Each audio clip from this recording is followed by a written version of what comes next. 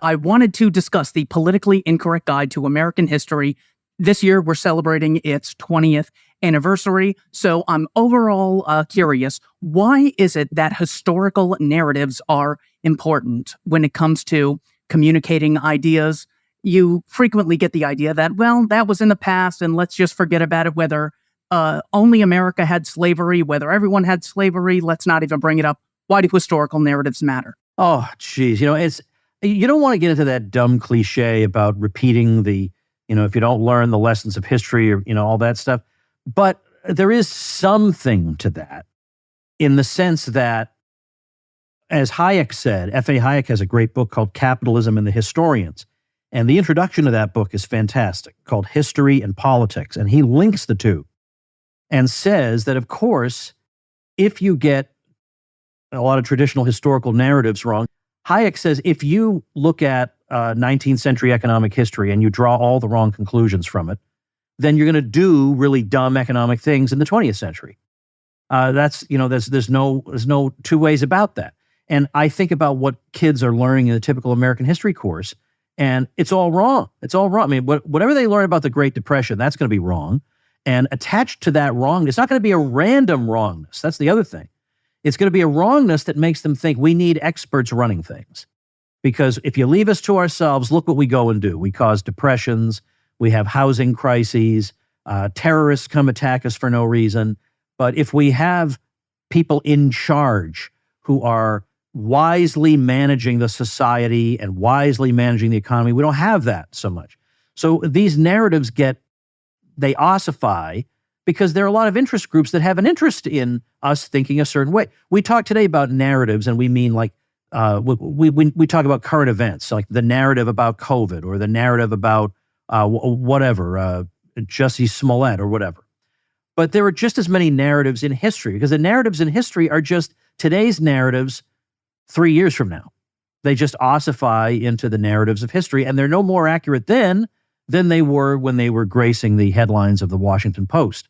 So it's important that we get it right, because otherwise we will do stupid things. If the narrative about COVID persists that wise public health officials tried their best to get us a great health outcome, but we stupid, anti-science idiots just wouldn't listen, that's going to have an effect on how we think the next time this kind of thing happens. So I used to say to students back when I was a professor, I used to bring up the example of war powers, because students are used to seeing, as we all are, U.S. presidents just sending troops into battle, and they just think that's normal. And I say to them, okay, I know the arguments people can make for that. They can say the Constitution says the president is the commander-in-chief of the armed forces, but the Constitution also says that Congress declares war. And I say to them, now, if you don't know any history, how are you going to decide if those two things contradict each other, or if they are actually in harmony, but we just need to know what each one of them means? Of course, you have to know history. You have to know what people who ratified that document thought they were ratifying, what they said it meant. And you don't come out of the womb knowing that. You know that because you've studied it. And, I'm here to be the guy you study it with. On page 73, you say, this is a discussion about General Sherman. That only goes to show the extent of our moral captivity to 20th century ideas. Give me the best example, or a few, of our moral captivity to 20th century ideas. Well, in that sense, I was thinking, at least in part, of the idea of total war and unconditional surrender and stuff like that. It's true that you can find many examples of tremendous brutality in previous centuries, but at the same time, we don't really get absolutely 100% total war almost as a virtue until our more allegedly civilized times. I mean, there are a lot of times wars would be going on and the general public wouldn't even know it was happening.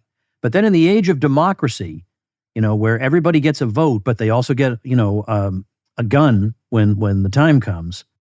And you have, this is where Hans Hoppe's analysis comes in.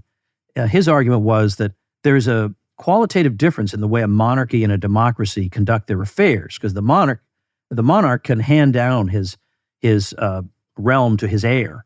So he has no interest in absolutely pillaging and looting everybody and ruining the capital value of it, or laying waste to it, or sending hundreds of thousands of people off to die, because those are people who could all do productive things for him.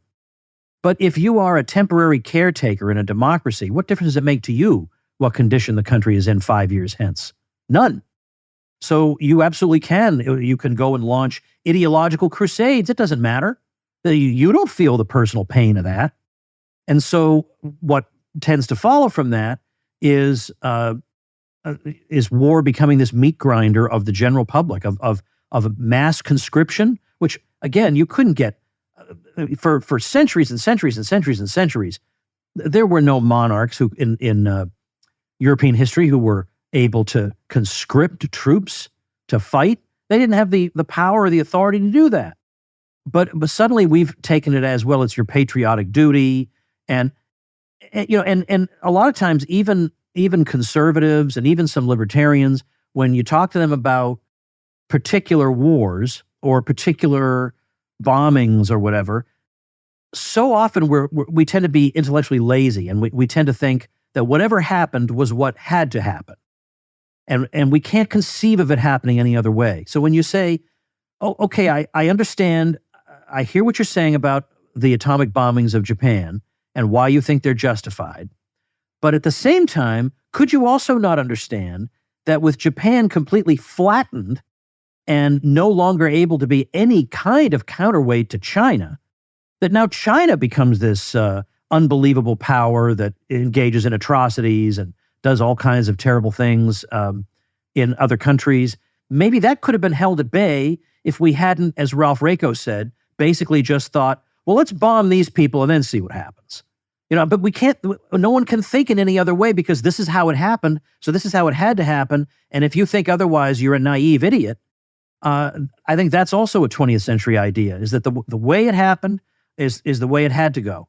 Whenever I would ask people on a test, now I'll grant you, they're playing it safe. I get it.